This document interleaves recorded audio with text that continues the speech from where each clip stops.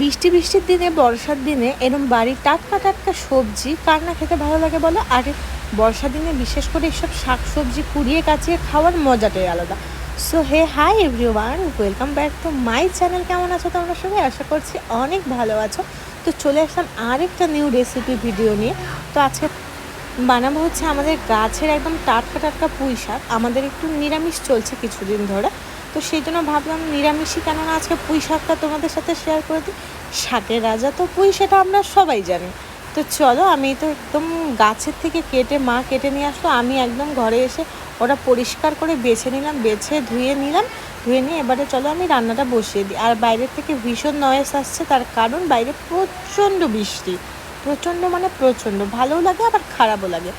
তো চলো, এই যে আমি কড়াইটা বসিয়ে দিলাম। আর তোমরা হয়তো ভাবতে পারো যে এত উধা উধা কেন হয় তেলটা দেওয়ার পরে। তো এটা হলো আমাদের বাড়ির গাছের একদম খাঁটি সর্ষে যে বলে, বাড়িতে লাগানো সেই সর্ষের তেল, ওই জন্য এরম হয়। তারপরে এই যে সব কিছু দিয়ে দিলাম, লঙ্কা থেকে শুরু করে সব, ফোড়ন দিলাম। তোমরা তো জানোই অনেকেই যে নিরামিষ কী করে বানায়, আমি তাও তোমাদের সাথে শেয়ার করে দিলাম। চলো, তোমাদের কয়েকজনের কমেন্ট আমি পড়ছি, কয়েকজনের না, আজকে একজনের কমেন্টই পড়বো। তো যেটা কমেন্ট আমার সামনে চলে আসে, তো সেটাই আমি তোমাদের সামনে এখানে শো করে দিচ্ছি, দেখে নাও। আর থ্যাংক ইউ সো মাচ এভাবে আমাকে সাপোর্ট করার জন্য। তোমরা আমাকে সাপোর্ট করো, আমিও অবশ্যই তোমাদের সাপোর্ট করবো। তো তারপরে দেখো, এই যে আমার একদম আলুটা দেওয়া হয়ে গেল। এবার আমি সুন্দর করে কষিয়ে তরকারিটা বানাই। তোমরাও দেখো। চলো, টাটা। তোমাদের সাথে কথা হচ্ছে আবার একটু পরে।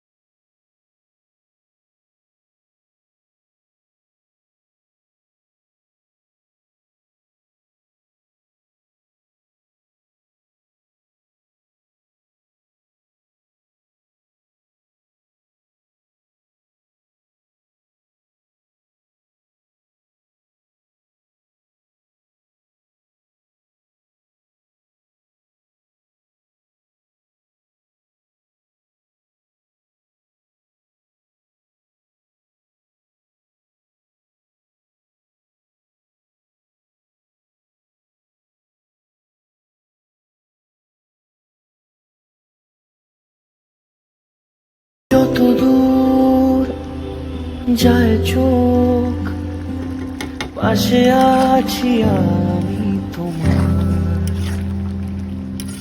আজ নয় কাল হোক, কেটে যাবে এ অন্ধকার।